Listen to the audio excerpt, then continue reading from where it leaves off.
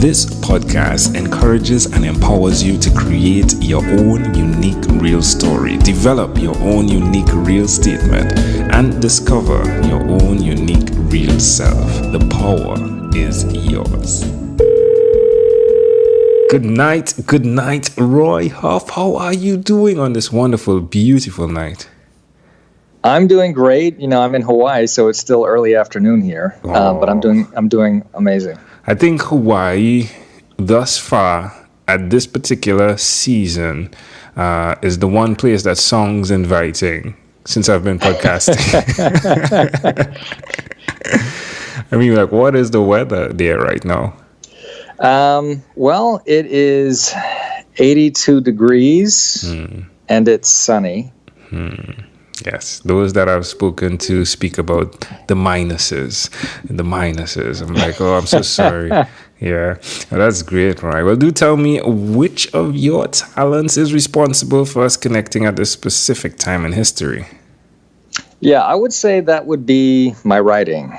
So the last several years, I've published about 5 books, and I've also done a lot of blogging. So that's really what's gotten me to where I am over the last few years with my promotion and publications and outreach.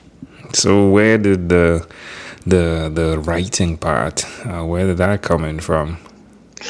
Yeah, that's a great question. I had no desire really to write, growing up. And it wasn't until I went back to school as an adult and began working on continuing my education. So when I was working on my 4th degree, I took a creative writing class, and I had to write a paper, and that eventually led to the first book in the fantasy series that I wrote. And then tell us names. Tell us names while you're speaking, please. Sure. Yeah. So it's Everville. Everville is the fantasy series that I published, and that really got me into marketing and looking at different aspects of things and publishing my work. But recently I had shifted my focus to some of the nonfiction, mainly because I had gone through a really hard time in my life with a divorce and other issues that I was going through, and so I needed to reflect on my life. And so I started doing some introspection, did a lot of research and listening to, self-help books and audiobooks. And that eventually led me to writing my most recent book, Think Smart, Not Hard, which is, something that I'm very proud of and I've been able to use to help other people. So that's my most recent book, and I have several other irons in the fire, but I'm really happy about that. And I'm just hoping to help as many people as I can, in addition to, writing the fiction and the fantasy and sci-fi stuff as well. I have a question. Sure. Would you go through the pain and sacrifices that you made, again, understanding now the value that came from it? That's a good question. It's kind of an interesting hypothetical. I mean, I have a lot of issues in my family. My daughter, my father, my sister, there's a lot of mental illness, so that's part of it. Part of it's bad choices that I made. So I think, pain can be a good teacher. I mean, if I could go back and then make better choices, I think, sure, I would make better choices. But you never know, what's going to happen if I was a time traveler and then I, switched those things in my life, what the outcome of my life would be.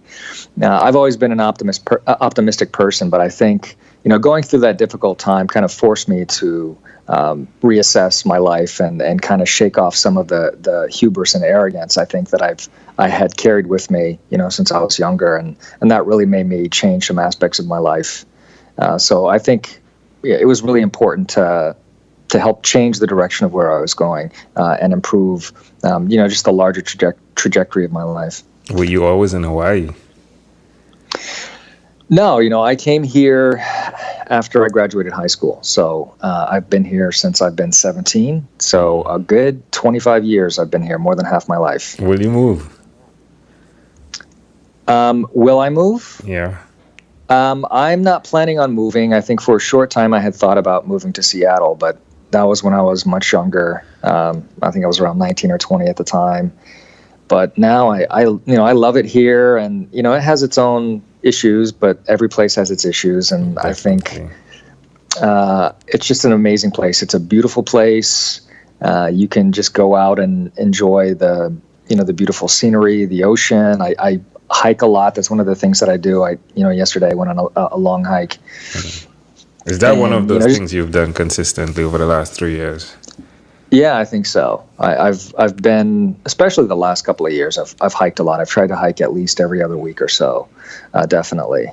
But yeah, there's so much to love here in Hawaii. I mean, it is expensive, but I think it's worth it. How does it make you feel? How does it make you feel like when you're doing these hikes? Does it connect to the quality or the content of your writing? Yeah, I think so. I mean, fantasy and sci-fi, you pull from your life. I mean, fiction, you pull from your life, and everything is an inspiration. In terms of the nonfiction, the self-help stuff, it's what's important. I mean, your life is the journey. So, if you're wrapped up in just work and you don't, what are you working for? Why are you working? So, I mean, working it's a tool, it's a means, to an end. It's not the end itself. So, even, when you're doing things you love, I know there can be an argument for, having a job and having a calling. But, when we work, when we're doing things, I think ultimately we do that to, kind of, make our lives, better and try to do the things that we want to do and that we enjoy.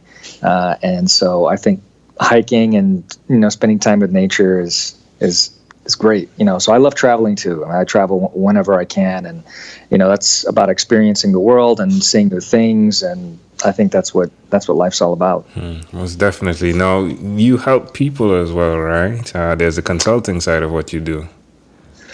Yeah. So, I have a toolkit, a free toolkit that I give as part of the book for people who sign up to my list. And I've offered some coaching opportunities for people as well. And I don't have any live coaching available right now, but I will have some in the future as well. Sure. But, with my blogging, I've done a lot of posts that, really focus on how people can improve their lives. So things like goal setting and mindset. I think that's really where a lot of my nonfiction has focused on, because I think that's one of the biggest things that people can change. People have different interests and different things, but if they don't believe that, they have the ability to change their own life, then it's going to be kind of hard for them to push past a lot of the obstacles that they have. So, that's where a lot of my, focus has been. And I think I have a unique story, because of, all of the things that I had to overcome when I was younger and with my family. So I think that puts me in a unique position to, kind of lead by example and show people that, certain limitations don't have to be, deal breakers, for those big goals that you have for yourself. I love it. Well, Roy, is there one place we can go to follow up on you? Sure. You can go to my website, which is royhuff.net. And I'm always on Amazon. You can just, type in my name, Roy Huff. I'm on Twitter, Real Roy Huff. So those are probably the best places to reach out to me. I love it. There's a website that popped in my mind for your name. Can I share it with you? Sure. Roy Huffington. Just love that. It just rings, right? Just go to royhuffington.com. Oh, Huffington. Yeah. I remember that. All right, Roy. Well, let's switch gears for a moment. Let me invite you now into my time machine that is surrounded with beautiful, warm, blue Caribbean water. Roy, what is your earliest childhood memory? My earliest childhood memory, I would say, I think I was with my father, and I was riding a big wheel. And this was it was Danville, Kentucky. So most of my memories in Kentucky before I moved to Charlotte, North Carolina when I was 6, most of them were in Radcliffe. But I do have a couple of memories from Danville, and there was a hill in the back of our apartment complex. But I remember my father, he was stationed at Fort Knox at the time, and he was back on leave. And I just remember, seeing his face and riding around the parking lot in the big wheel, and it was one of the only memories I have of my father, because my parents separated when I was young. So it's a good positive memory that I have. Why do you think this memory sticks out so clear? Okay. Let's say it's because it's the one memory, but how do you see it connecting then to who you are today?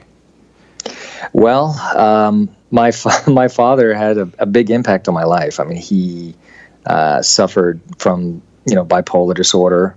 He was also HIV positive, and he died of AIDS when I was 21. So I found out he was HIV positive when I was in 8th grade, and part of the reason that my parents separated was because he was gay.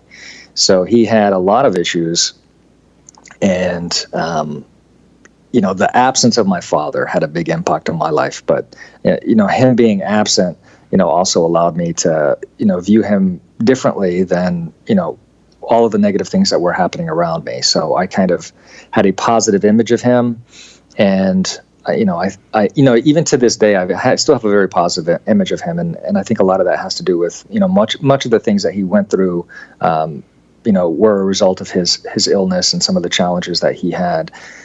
So that had a really big impact on my mindset, and yeah. Definitely a lot.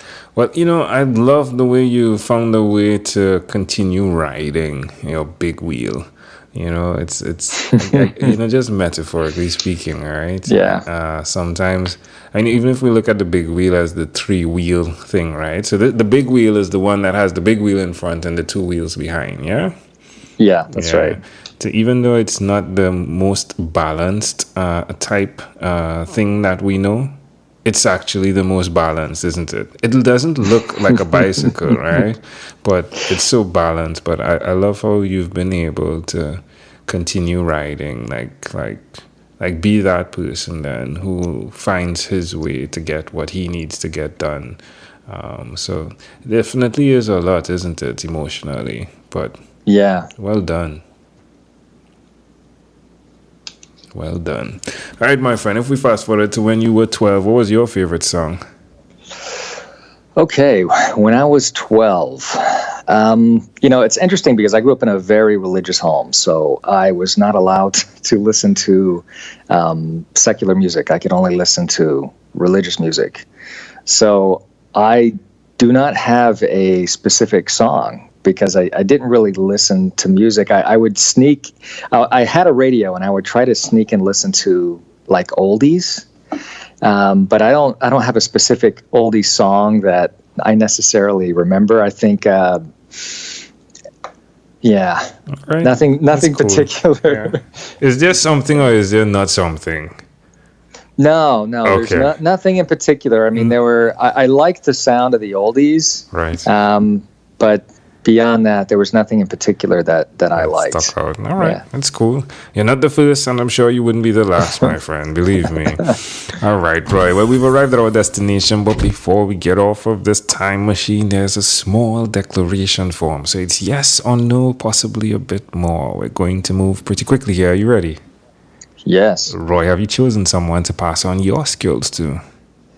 I'm as a teacher and as a writer, I think my students and the people and my readers are the people that I'd like to pass it on to. I don't have any particular person. I mean, my daughter, but she's very much her own person. My wife is very much her own person. But I haven't taken on, a protege or anything like that. Right. But, reaching people through my writing and through my teaching, I think is how I would like to pass on those skills. So you are married. You have one daughter. Do you believe in God? I think it's no secret that religion and Christianity, informed much of my life. I think, growing up, I've made a couple of big epiphanies, and the way that I grew up and the way that my mother taught me, a couple of things I changed my mind about, and I think one of those things is I used to believe that it was wrong to be selfish or to think about yourself in many ways. Not necessarily about money, but about, the different choices that you make and the reasons behind what you do. And I don't think that way anymore. I think actually that you have to be selfish before you can help others, because you have to know. Bless you, wifey. Yeah. You've just made your way to the podcast. I hope she hears me. I hope she listens to this. I hope she listens to your episode after. Yeah. Yeah. So, I think, my mother, she would used to ask God to tell her everything. She would wait until she got an answer from God, And, I think there's a scripture in the Bible that talks about the parable of the talents. And, there was, 3 people and 3 investors, and one of them invested a lot of money. And then one of them invested in something and earned a high percentage, one a little bit less, and then somebody else kind of stuck it in the ground, So, I think we all have our own interests and passions. And I think if we listen to what those interests are and what those passions are, then we'll move on the right track. So regardless of whether those people out there that believe in God or not, whether people just believe in genetics or DNA, I think if we listen to those passions and those skills that we have, then that can allow us to be our unique person and to find our own way to help others. Mm-hmm. So I think I want to help others more than I did even when I was younger. I think that's kind of the ironic thing about it. But you have to, I heard somebody say one time that you have to give from your saucer, right? Mm-hmm. And it's kind of like that thing on the plane, when they tell you that, if the mask comes down, make sure you affix the mask to your face first before helping the person who's sitting next to you. Because if you don't put that mask on your face and you have 2 little kids that are sitting next to you, then they're going to, end up passing out, and you're going to end up passing out, and then you're not going to end up helping anyone, So I think that's part of the way that you have to live. You have to make sure that you are a healthy, both physically and mentally, in your life, because if you're not, then you're not going to be able to help others. Now, I don't think that means that you shouldn't give to people even when you don't have that much. I mean, you can give a little bit, but I definitely believe that you should, be able to help people on your own terms. So I think that's probably, one of the biggest things that's changed in terms of my viewpoint. So, but, without the support I think I had from the church and those that are around me, I think I could have easily gone the way of a lot of other people that did in my neighborhood, So it's really about, that Jim Rohn quote that says you become like the average of the 5 people you spend the most time with. Yes. Yeah, and I lived in a terrible neighborhood, gunshots going off every other night. Most people in my neighborhood, they either sold drugs or they did drugs. So, what were the choices that I had? I could, go out in my neighborhood and hang out with them, or I could go to, my church or school, or the boys club, which I did sometimes. So I think having that positive influence and those people that were kind of guiding me to move in the right direction definitely had a big impact on where I ended up in my life. Love it. All right, my friend. Well, you've just taken up my entire segment there with that answer, right? which is intriguing, very intriguing to me. It definitely hit a spot, didn't it? That question, do you believe in God? Yeah. Yeah, definitely. I'll think about editing it. Not. Yeah, definitely love that. All right. If you had to share with us your own unique real statement, Roy, a statement that represents who you are, what would you say that is? Life is what you make of it. Love it. Roy, this has been a great pleasure. Before you leave, is there anything else you'd like to share with our amazing audience? Yeah, I want you to get the free toolkit at royhuff.net/think smart. And, hopefully, those people that are out there, they can make similar changes that I made in my own life. So whatever your situation is, there's always opportunities for you to learn and grow. All you have to do is believe that you can. Love it. Believe that you can. Roy Huff, thank you for being on what is inspired by 12-Minute Convos with Angel Jones. Thank you. You're welcome. This segment has been brought to you by Amazel Enterprise.